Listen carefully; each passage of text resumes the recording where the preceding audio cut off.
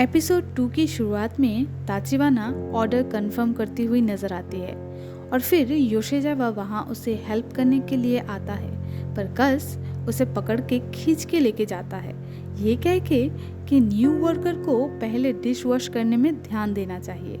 और निशिदा ये सुन के मुस्कुराते हुए ताचिबाना से कहती है कि उसे लगता है कि योशिजावा बहुत ही फनी है, वो हमेशा ही ऐसा करता होगा और वो शायद इसीलिए क्लास में बहुत पॉपुलर होगा। उसी दौरान मैनेजर वहाँ आया हुआ था और काम करते करते उनकी बातें सुन रहा था। उनकी सारी बातें सुन के मन ही मन बोल रहा था कि अब जाके उसे सारा समझ आया कि ये लड़का तो वही है जो उस दिन ताचिबाना से मिलने आया था।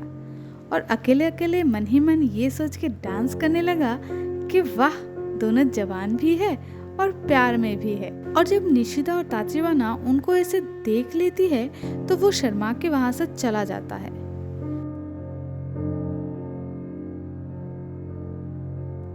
फिर शाम के टाइम में जब कस्टमर्स थोड़े कम थे तो निशिदा टाइम पास के लिए ताचिबाना के साथ एक गेम खेलना शुरू करती है, जिसमें वो दोनों टर्न बाय टर्न सारे चीजों का नाम बोलेंगे, जिससे उनके दिल की धड़कनें तेज हो जाती है। पर कस और केसी को लगता है कि वो दोनों लड़कियां शायद झगड़ा कर रही हैं। पर गेम में नेक्स्ट जब ताचिबाना की टर्न आई तो वो सोचने लगी कि और क्या है जो उसके दिल की धड़कनें तेज कर देती है। तभी मैनेजर की फोन पे बात करने की आवाज आती है जो उसकी दिल की धड़कनें और तेज कर देती है और उसे वो बताना ना पड़े इसलिए वहाँ से चली जाती है, ये कह के कि वो कस्टमर्स को चेक करके आती है। फिर वहाँ रेस्टोरेंट में एक कस्टमर बिल पेमेंट करने के बाद निकल जाता है तो तभी ताचिबाना एक मोबाइल लेके मैनेजर को देती है जो वो कस्टमर गलती से वहाँ छोड़ के गया है। तो मैनेजर उसे वो मोबाइल वापस करने को भाग के बाहर जाता है, पर वो देखता है और ताचिबाना से कहता है कि वो तो साइकिल से बहुत दूर तक चला गया है, कोई बात नहीं, जब वो देखेगा तो वो यहाँ वापस आके अपना मोबाइल ले जाएगा। पर ताचिबाना ये सोचती है कि जहाँ तक वो अभी पहुँचा है वहाँ अभी रेड लाइट होगा और उसे वहाँ रुकना होगा। ये सोचते ही वो मैनेजर के हाथ से मोबाइल लेके दौड़ने लगती है।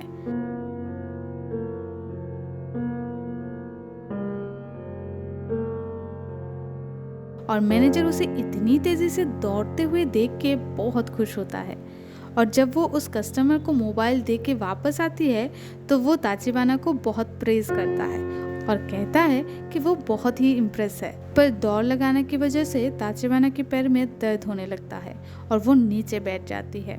पर दूसरी तरफ योशिजावा अपने कोवर्कर से ताचिबाना के बारे में पूछता है तो वो लोग उसे चिढ़ाने लगते हैं कि उसने यहाँ ज्वाइन किया है क्योंकि वो दोनों गर्लफ्रेंड बॉयफ्रेंड है। तो योशिजावा शर्मा के कहता है नहीं नहीं, ऐसा बिल्कुल भी नहीं है, हम दोनों सिर्फ क्लासमेट्स हैं और उसे बस इतना पता है कि वो रेस में बेस्ट है।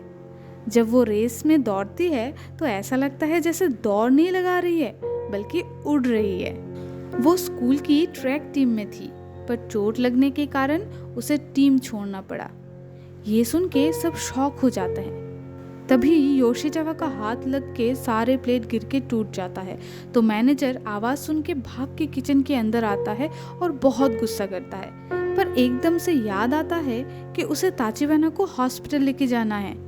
तो वो कार लेके आता है और ताचिबाना को पकड़ के कार में बिठाता है और वो यूजुअली जिस क्लिनिक पे जाती है वहाँ लेके जाता है। वहाँ डॉक्टर कहता है कि पैनिक करने की कोई ज़रूरत नहीं है, वो बिल्कुल ठीक है, बस उसे चेकअप करने के लिए थोड़ी देर यहाँ रुकना पड़ेगा।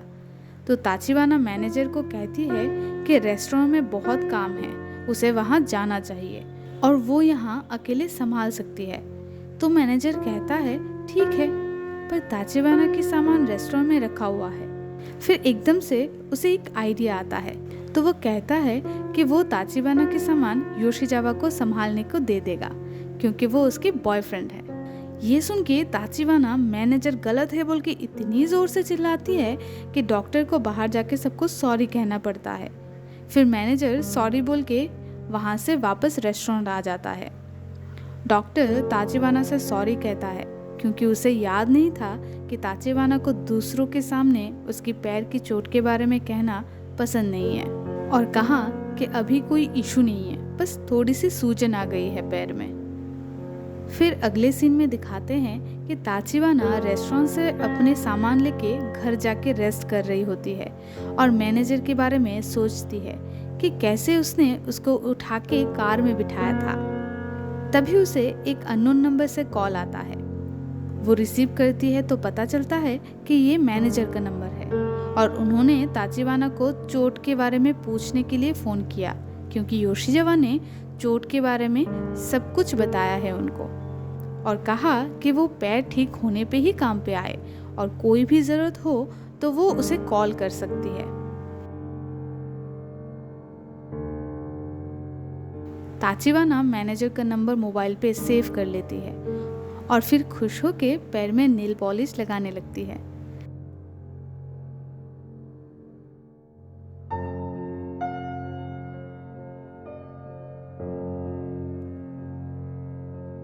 फिर अगले दिन सुबह ताचिबाना बेड पे लेटे लेटे बोर हो रही थी, तो वो थोड़ी देर के लिए बाहर निकली और थोड़ी ही दूर जाने पे देखती है कि मैनेजर वहां कुछ ढूंढ रहा था। उसे देख के ताचिबाना शॉक हो जाती है।